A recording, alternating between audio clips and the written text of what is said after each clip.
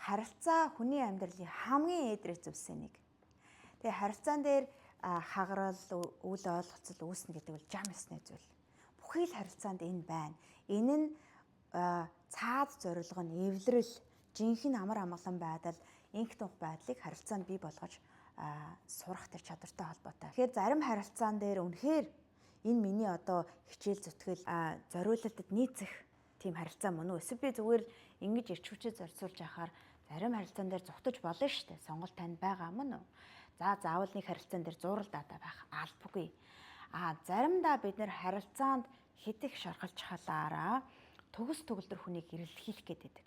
Төгс төгөлдөр харилцаа бий болох гэдэг.